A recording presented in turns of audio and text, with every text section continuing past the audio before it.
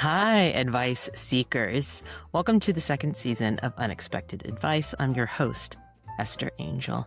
And in this season, we are going to meet some of my neighbors. I've titled this season Right Next Door, and my hope is you are encouraged and inspired to meet the people that you live around. We have a very interesting and eclectic world that we live in. Everyone has a story to tell, place they've been, experiences they're willing to share. So throughout this season, you'll hear from some of the people that I've gotten to know.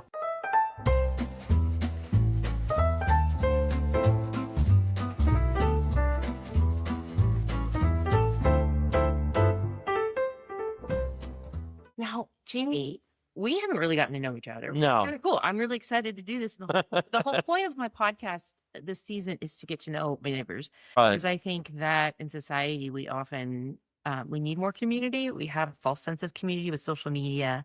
And I think it's really important to meet actual people. Absolutely. I also think it's really cool to meet people that might think differently than you or have different opinions, definitely different experiences, because we all have different experiences.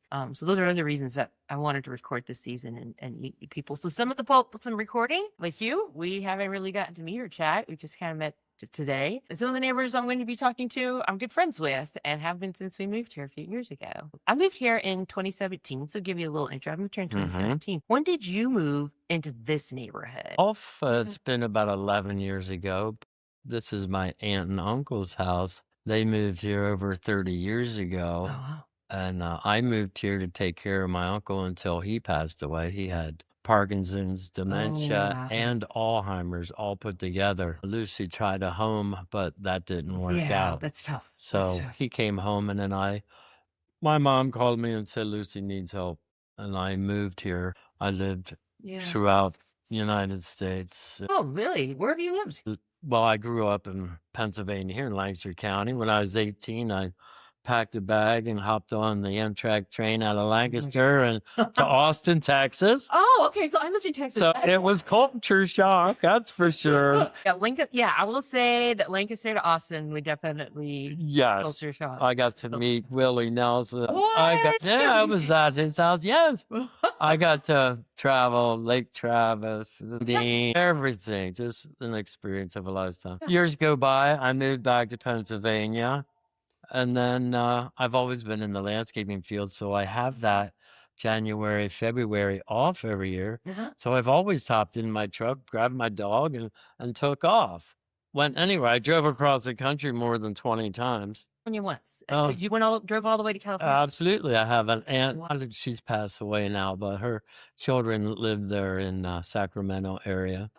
So I left here. Went to Arkansas, my sister, Arizona, my mom, Texas, my brother, and then California, my cousins. So it was a perfect little round trip. It is so funny losing your saying that. We have done this. So I'm not from here. So when we drive out, we'll go to St. Louis. This last time we went to because we only made it to Montana last year. It was St. Louis to Davenport, across, and went to saw Mount Rushmore and everything. Went to I have a cousin in Montana that drove down to Denver, saw some of my aunt and uncle there, drove to Oklahoma, saw my family. See, it works.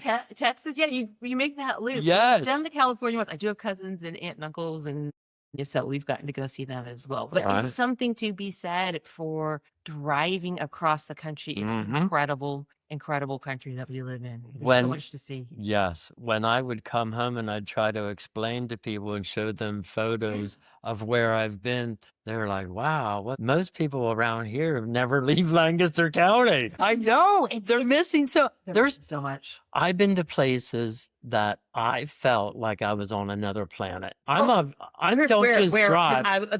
Like Yosemite or Arizona or Red Rock or the Petrified Forest or... Have you been to the craters of the moon? Craters of the moon, yeah. I was like, we are on an alien planet. Yes. It was amazing. Same as in Yosemite. Yes. Hiking the John Muir Trail or something like that. Yeah. And just being among these trees that are over 1,000 years old, thousands years old trees, you know. When you travel and you have those experiences and see the grandeur, even simplicity things of the waterfalls or the lakes and the streams and Right. rivers. And we went up through, I remember driving through the UP and Michigan, Upper Peninsula, and that type of experience, not realizing what this is like. Or going up to Minnesota, we stayed at a house with some family up in Minnesota. It's a huge house. It's like 8,000 square feet. There was 4 or 5 families there. It was 6 miles on a dirt road, Jamie. Right. I was like, how did they even build this house out here?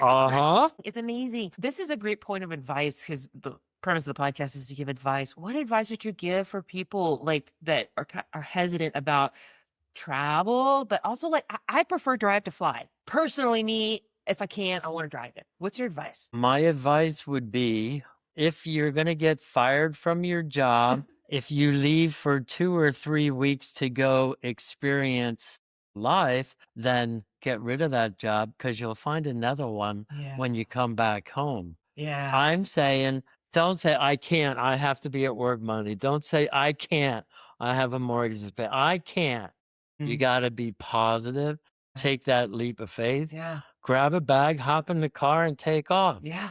You know, next week, look where you are. You'll be amazed. Yeah. You know? Well, and it's so, I'll say this, coming from a place where a lot of people can work remotely too, get in the car and go work somewhere else. Well, I know a lot of those people, and they journey in their RVs, and they work throughout the country, traveling with the weather, just like a nomad. Yeah. Go for it. And they love it, the lifestyle. Yes. That lifestyle is really easy. And even if you don't have time, you know, something that's always struck me is Pennsylvania is gorgeous. Where we live, we have access to the Little Grand Canyon. You have access to trails and rail trails, and you have access to so much right where you are. Correct. If you live wherever you live, no matter what country or state you live in, explore, have that explorer spirit. I haven't really seen that in you. I was in Europe and I have friends there, and the one was talking to me, says, you know, not very many people in the United States have to travel to other countries because the United States has so many unique individually states where there are so many states that are just different, completely different. You don't have to go to another country to experience something different. It's all right here in the United States. So I thought that was strange coming from him because well, and a lot of people in Europe don't realize how big the United States is. True. Like, it's literally, I think somebody did an overlay and speaking about the conflict in Ukraine. It was like, that's like the distance from, I don't know, like New York to Arizona or something. And you just don't have the comprehension of how close things are in Europe. And people in Europe don't understand. I was in Texas. You can drive 14 hours in Texas and never leave Texas. Right. You're still driving straight across. It's just so huge. It's magnificent. When I moved to Colorado, that was an experience. My brother called me. It was winter time. He said, do you want to move to Colorado? And I said, sure. That's my answer right away. Sure.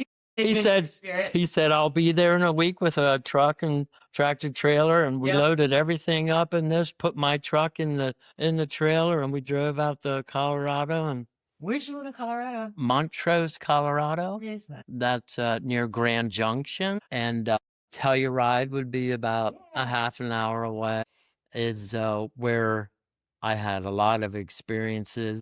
I lived in Montrose, and I helped my brother with he bought apartment complexes. He bought a bunch of apartments. He wanted me to come out and help him manage it and help rehab them. And we had a great time. When that was all done, I needed something to do, so I was looking for a job. And this woman up in Ridgeway, she was growing medicinal herbs to make medicines. And so I went there and I applied, and she's like, yeah, I make all this medicine, but I can't grow the plants. And I said, well, I can grow all the plants. And you can make the medicine. So we had this great journey of growing plants in Ridgeway, Colorado, and it's called Shining Mountain Herbs. Okay.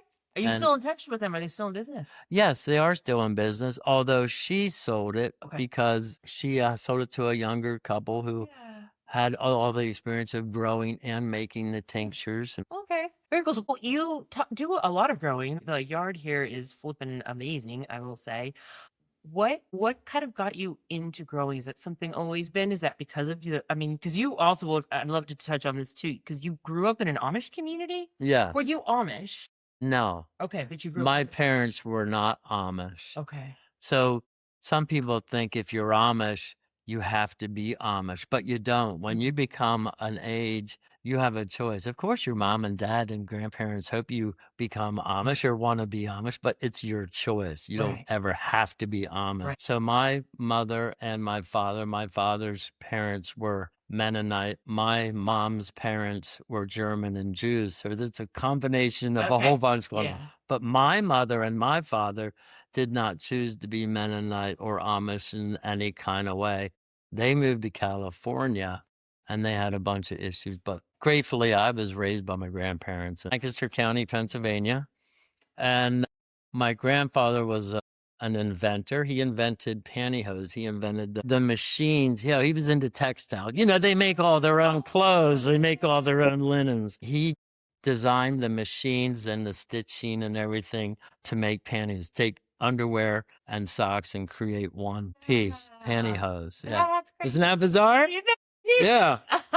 Anyway, so he also was a horticulturist. He taught me all about all the plants. He grew all the plants there at the house, and I lived with him and learned about every plant and planted all the plants, and we made medicines out of them. We ate everything we grew. Yes. So that's where my knowledge started. And then he had some jobs out, like landscaping jobs, and he'd take me along with them once in a while, and I loved it. And then I asked him one day, and I said, seriously, these people pay us to do this? I love it. This is what I'm doing. You've continued on, but you stayed in touch with the community. Did you stay in touch with that community? Yeah, I still do today. Yeah. That's I mean, anybody can. There's a misconception of Amish. They're just like us. They're just normal people. Yes, they like their community and their gatherings, and they don't take on things in our society that we do. Yeah. You know, they're very conservative. They're very respectful to their family and their traditions. Well, they're also very respectful. I find what is really interesting to me is that Lancaster County is one of the top places for refugees.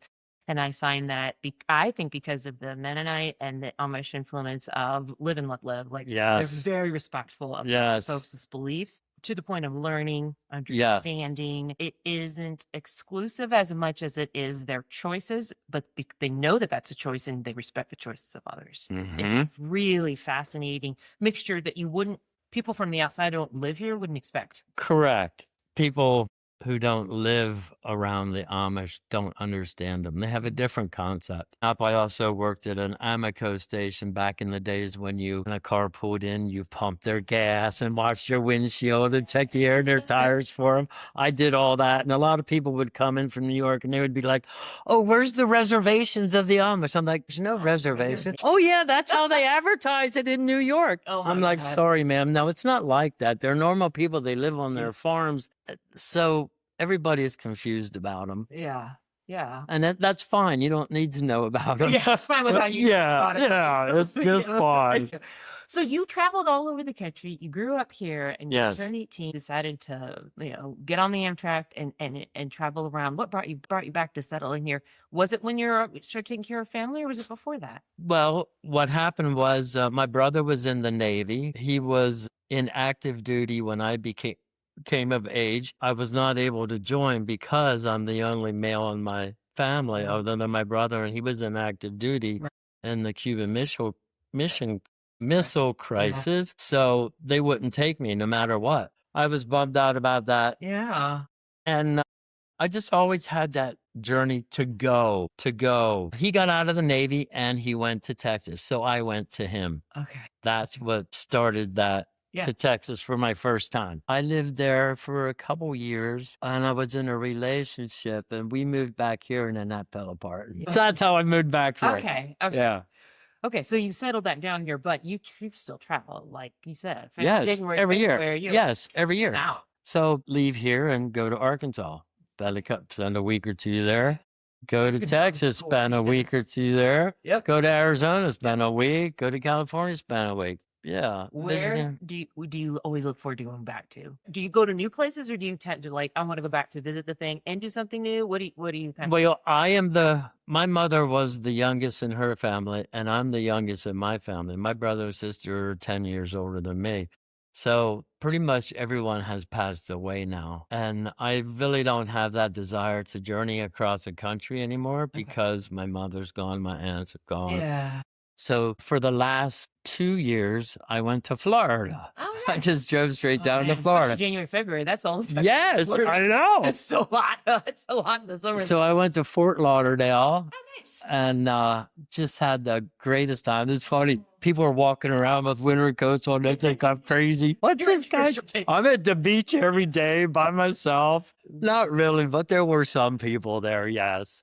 Actually, this year, this was my first winter staying home because now I'm taking care of Lucy and I want to be here, and I kind of lost that desire to hop in the truck and take off. Yeah, sure. Maybe it is exhausting as you get older. You have to take more stops. Yes, stop every night instead of drive 2 nights through. Oh my gosh. My husband and I remember when we first got married, we did one of those truck and cross road from Texas to Minnesota. Right? So, and we, at the end of it, we're like, we're almost too old for this. Now yes, I know it. Forget it. No, I will not do it. That's what happens. I used to drive from here to my sister's straight through from here to Arkansas. Oh, yeah. Now I'm like, no, I'm going to stop. I'll drive 6, 7 hours. I'm going to stop and get a room for the night. I'll see you tomorrow. I'll see you later. Totally do that. And well, no, the longest I'll go is 12 hours. Like if it's 12 hours straight, and it'll take us like 13, 14, but 12 hours is my max in one day. And then we'll stop. Right. And some people are like, oh my God, that's so long. You can do that in one day because then you're there. And you're there for the next morning. You get a good night's sleep. You're there for the next morning. But if you have to go much further than that, 14, 15 hours, that's kind of where I draw the line. I'll get there in the morning before lunch. That's the way to do it. We're going to look like when next time we go to Oklahoma, and it's not even the drive there because we'll stop and see family. It's the drive back. That's always the hardest. Yeah. You just want to be home. I just want to get home now. Yes. One time I was driving, I tried to drive straight here from California, and I had a van back then. And I was driving on the highways for so long. I was so tired. I just wanted to get off the highway. Yeah. The Route 30 is a very old highway. It's just a 2-lane back road now. I got on that and I was just as happy as can be. I drove that for a day until I got home here in Lancaster. So the highway can wear on you. The interstates, the interstates are my least favorite. I don't want to. No, I will say having these newer cars though that help you like keep in lane. Yeah. I feel a little safer driving. You could fall asleep behind the wheel. Don't. Listeners, I don't. But yeah, I feel safer knowing that if I do happen to like, okay, now I know how to stop. Right. This last time I had to drive back from Davenport, it was just me and the 2 kids, and I'm the only driver. My husband couldn't be there. And I told the kids, you got to help talk to me, make sure I'm engaged. About every 30 minutes, my daughter from the back seat would slap me on the arm. We're not dying tonight, Mom. Okay, all right. So my kids are really good about. They're great. We did so much road tripping when they were they love travel, and I think that's if I had advice to give to people about travel and explorations, take your kids young. People are like, oh, I want to wait till they're older. Well, then they don't know how the experience will work. If you get them used to it, conditioned to when you're younger, it makes it way easier when they're 3, 4, 5. Taking them on a plane, taking them in the car for a long drive. I advocate for, do it. My mom would always say, Esther, you can do all the things you did before having kids. It just takes a little longer. That's right. Take them. Absolutely. Do it. Have the adventure. I love what you said at the beginning of this. Don't use the excuse. Just, Right. So you're reminding me something. I was very fortunate as a child because we would get on an airplane, and I don't remember where we went. I think it was Florida. I'm talking about maybe I was probably 5, 6, 7 years old. So I think what my grandfather always said was, get out and travel. It's the best education you'll ever get. Yeah. And I think that's true because I learned so much from the local people when I'm in an area. I don't drag Lancaster there. Yeah. Immerse myself in what's going on there and learn and listen to everybody else. 100%. Well, and especially, I think for my kids, I want my kids to have that similar experience because I want them to know the world doesn't revolve around you, first of all, and the world doesn't exist just the way you experience it. Correct. The world exists in so many other ways for so many other people and cultures. And we've traveled internationally and domestically, and I think that it's so important for young people as much as we can give them the exposure and the opportunity to learn. You can tell when I meet somebody new, I can usually tell if they're well-traveled or not because you can sense it from them that they have knowledge that not many other people have. Yeah. So it's so important. It is. To travel. It is. It is. And it have those experiences. And I would, the other piece of advice, and I hear you saying it, it's so true. Don't take where you are with you as much as immerse yourself there. Go there and have that experience. Exactly. The dive bar.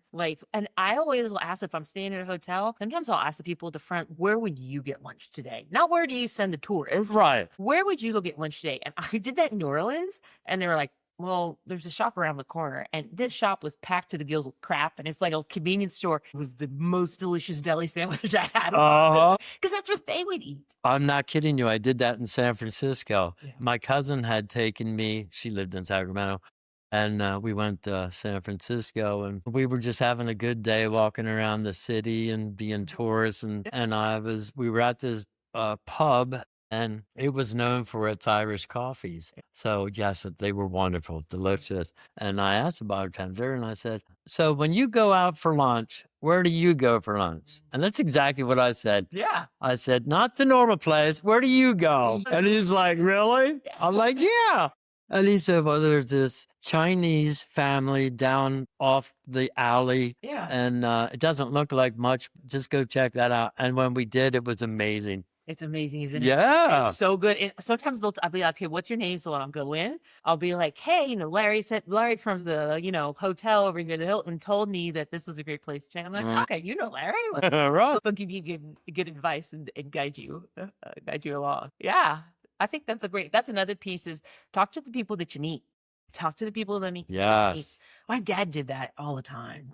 I have that in me. Even when my neighbor here, he lives in New York. And I go up and visit with him once in a while. And we'll be walking the streets, just going out walking and enjoying. And I just can't help myself. And I've apologized for before. I have to say hi to everybody as I'm walking by them. And I just do. But it's just me. Yeah. And my dad was like that a lot. And then it was funny when we went to Oklahoma and we're walking down the street in the South. Everybody says hi. They do. The grocery store, and I was passing someone, and I said, "Oh, hi, how are you?" And, "Oh, I'm doing well." And my kids were like, "Mom, do you know that person?" I'm like, "No, I don't know. They're just walking through the store." I thought that's how you just interact. Growing up there, I was very much like, "Oh yeah, just talk to everybody. Won't hurt anything." Usually, the worst they're going to do is just ignore you or look at you weird. All right, I don't have to do. I'm moving on. Exactly. You have given some fantastic advice on taking in life and experiencing. We only have this one life to take live. That leap of faith. Yes, I know. We're all conditioned to stay home, be at work 8 to 5 or 9 to 5, or constantly go to work Monday through Friday. And you might get a vacation for a week or two throughout your life, but there's so much more to life. And people say, well, I can't do that. Well, that's because you didn't try yet. You can do it. Sure, it might change your norm for a little bit, but you'll be better off for it. Yes. So I've moved so many times, but I've never gone unemployed for more than a week, getting somewhere and just getting out of experience. So what do you do? Oh, I'm a horticulturist, landscape design. Can I do anything for you? Well, yeah. There you go. It just happens. Yes. It's not going to happen until you get out there and try. Try and meet people and be willing, open. I think we're so cautious so many times. And again, I think social media makes us, we see the negative and we assume the world is like that. And it's such a small percentage. Most people are just like us. Most people just want to have a nice conversation. They want to live life in a positive way. They want to have a good thing going, and they're happy to have a conversation with you about it. Right. I love it. Well, thank you, Jamie. Thank you so much for taking time with me. Yeah. Chatting with me. I had fun. Yeah. I want to do another podcast someday. I have all kinds of things to say.